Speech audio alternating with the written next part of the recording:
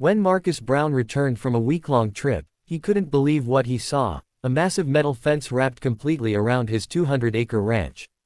The local HOA had built it, claiming his driveway crossed their private road. They locked the only gate and sent him a letter demanding membership fees to restore access.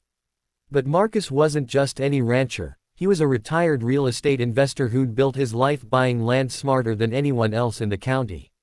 Instead of arguing, he smiled. "You want to play games?"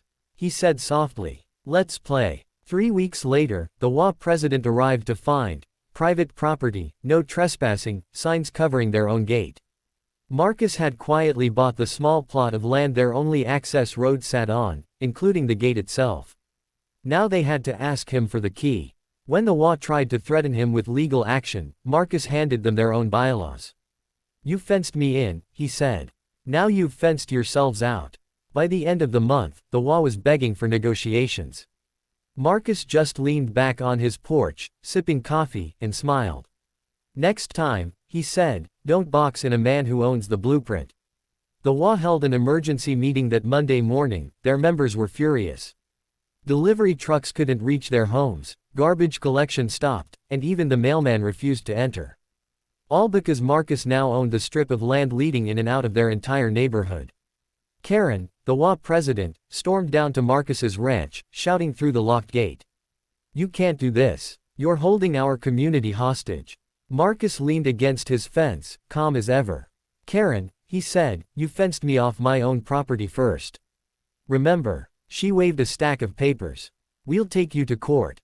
He smirked. "Good luck. You'll have to cross my land to get there." 2 weeks later, the county assessor's office confirmed Marcus's ownership of the access road was 100% legal, and the HOA's attempt to seize it had backfired spectacularly. Karen's voice cracked during the next HOA meeting as she admitted defeat. Marcus, meanwhile, donated half the road to the local fire department, making it public access again, but with one condition: no HOA control, ever again. He restored peace to the neighborhood on his terms, and reminded everyone why you never corner a man who does his homework. By now, word about the HOA road reversal had spread across the county. Reporters started showing up at Marcus's ranch, calling him the man who outsmarted his HOA.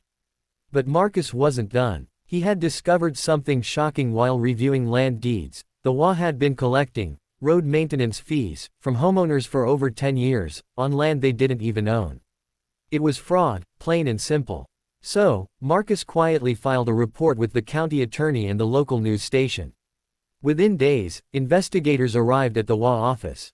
Karen's confident smile vanished when they started seizing records and computers. By the end of the month, 3 HOA board members resigned, Karen was fined for misuse of funds, and the HOA's legal status was suspended. Marcus held a neighborhood barbecue that weekend, open to everyone, even the homeowners who once sided with Karen. Kids played in the yard, music filled the air, and the once feared HOA signs were gone. As the sun set, a neighbor asked, "Marcus, you really bought all this land just to prove a point?"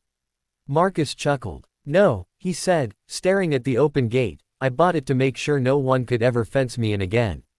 The camera panned out. The broken, HOA entrance only sign lay rusting in the grass, and the story of the man who owned the gate became a legend. Karen wasn't the kind of woman to take humiliation quietly. After losing her title as HOA president and being publicly exposed, she started a personal campaign against Marcus, calling county officials, filing complaints, even trying to rally neighbors to take their neighborhood back.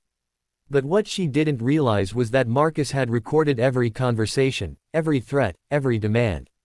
So, when she trespassed one morning to confront him, one last time, Marcus simply handed the sheriff a USB drive. Within days, Karen was facing criminal charges for harassment, trespassing, and falsifying documents. The very police chief who once attended HOA events now read her Miranda rights on camera, poetic justice. Neighbors who once feared her control now openly celebrated. The local news headline read, "Former HOA president arrested, victim of her own rules." As Karen's moving truck pulled away for the last time, Marcus stood at the end of his driveway. He didn't smile. He didn't gloat. He just looked out at the open fields and said quietly, "This land was always meant to be free." The screen faded to black as the narrator's voice closed the story. Some fences keep people safe. Others are built to control them. But sooner or later, every wall meets a man who knows how to take it down.